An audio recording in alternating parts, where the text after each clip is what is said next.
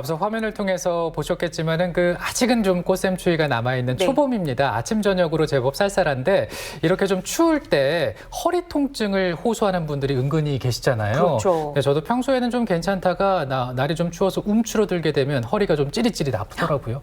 정말요? 약간?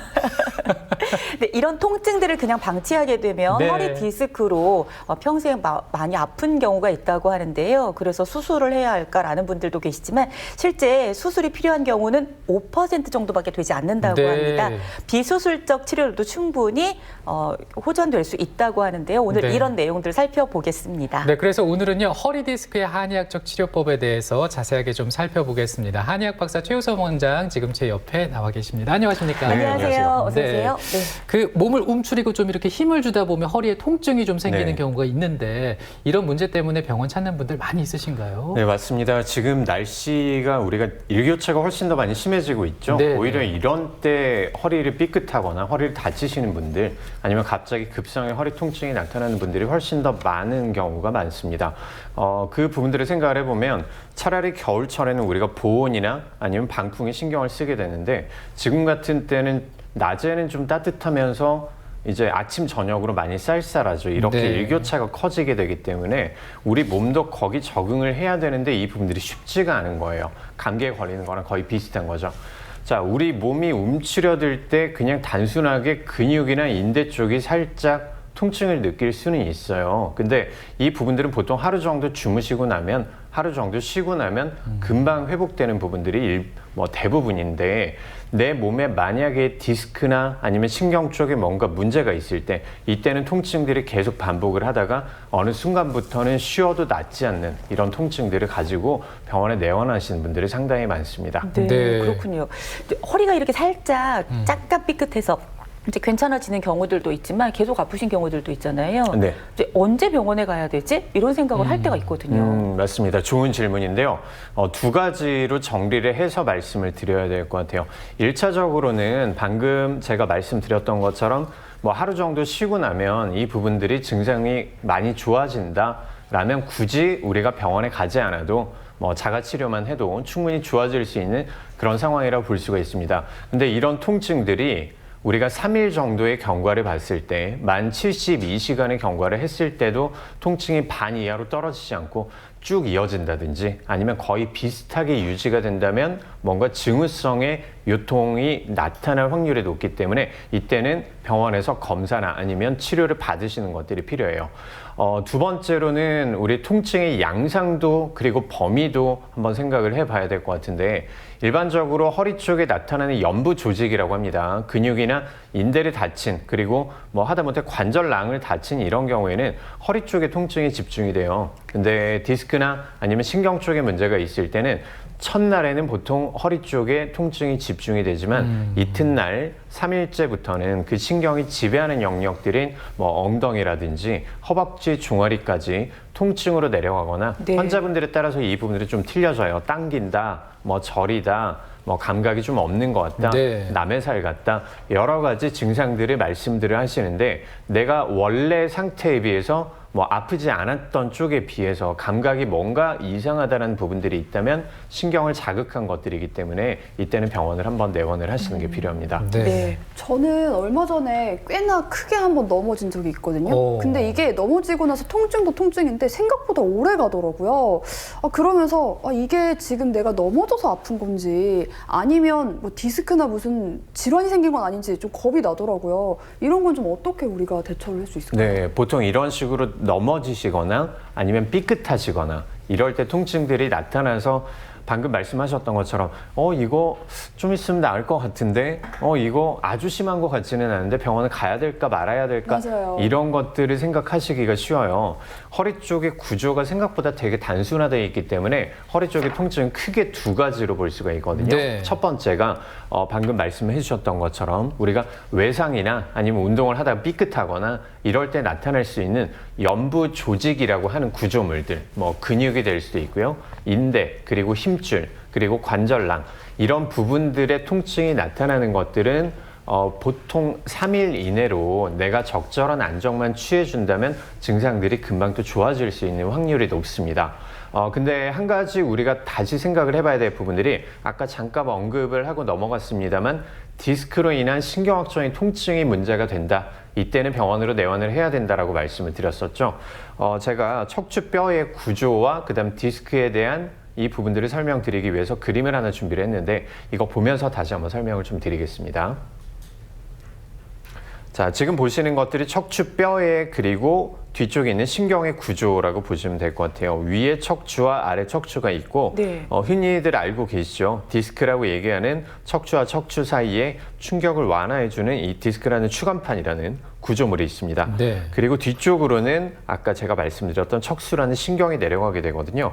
자, 정상적인 상태에서는 이런 식으로 위치를 잘 유지를 하고 있지만 지금 보시는 것처럼 디스크에 뭔가 하중이 많이 걸리게 되고 그 다음에 이 부분들이 신경을 자극을 하게 되면 오른쪽의 그림에서 보는 것처럼 밑으로 내려가는 신경이 지금 뒤쪽으로 쏠린 부분들을 볼 수가 있을 네. 거예요. 이렇게 신경이 눌리게 되면 여러 가지 증상들이 나타나는 거죠. 아까 제가 잠깐 언급을 한 것처럼 처음에는 허리 쪽에 통증이 이틀, 3일 정도 지속이 되다가 점차 통증이 바깥으로 퍼지는 것 같다. 다리 쪽으로 타고 내려가는 것 같다. 이런 부분들이 나타나면 신경을 자극한 부분들이기 때문에 이건 쉬어도 나아지는 부분들이 아닌 거죠. 의학적인 치료가 필요한 시점입니다. 네.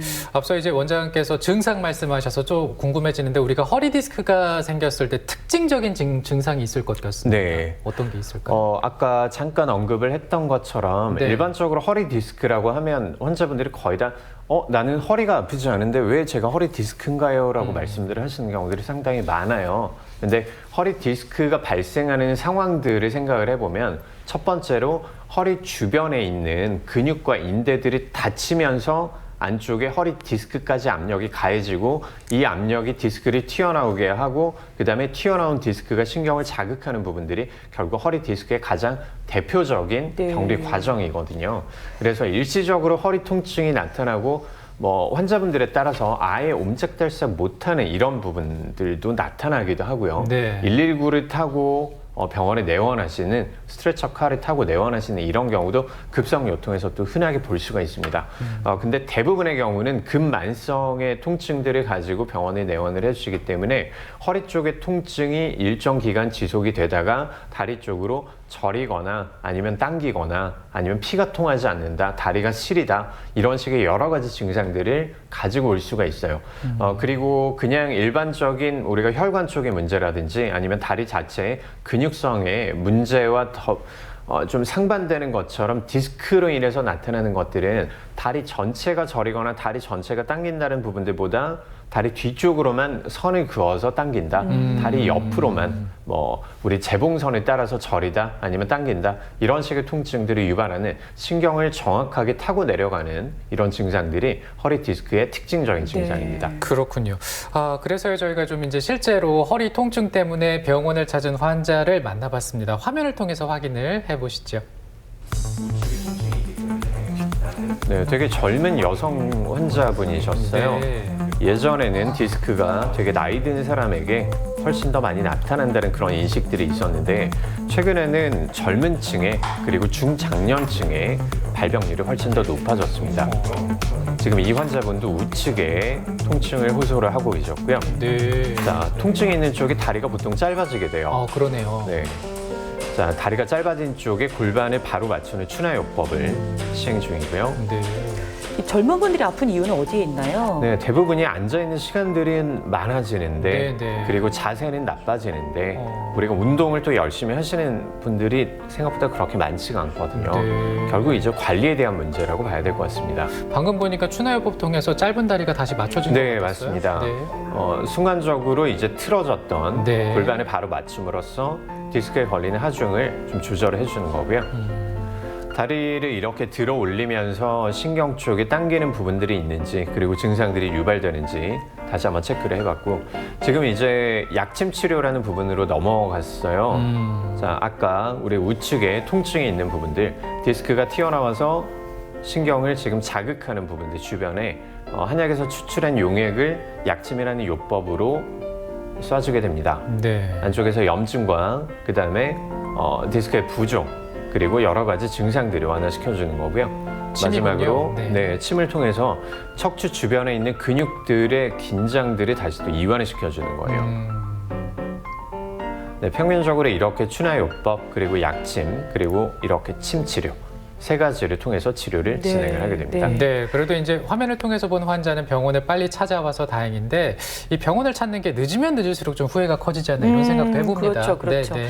아무래도 이제 가장 중요한 것은 치료 방법이잖아요. 한의학적 치료로 방법이 있다면 어떤 게 있겠습니까? 네, 척추 디스크에서 가장 환자분들이 힘들어하시는 부분들이 결국 내가 앉아 있거나 누워 있거나 걸을 때 동작이 원활하지 않다는 부분들이겠죠. 네. 안쪽에 디스크가 튀어나와서 신경을 자극하기 때문에 이런 부분들이 나타나는데 이때 가장 먼저 우리가 할 수 있는 부분들이 추나요법을 통해서 골반에 바로 맞추고 디스크에 걸리는 부하를 조절을 해주는 거예요. 자, 이렇게 함으로써 내 밸런스를 맞추고 이후에는 뭐 약침 치료라든지 아니면 동작침 치료를 통해서 디스크의 부종과 아니면 염증 반응을 화학적으로 줄여줄 수 있는 치료들을 하게 됩니다.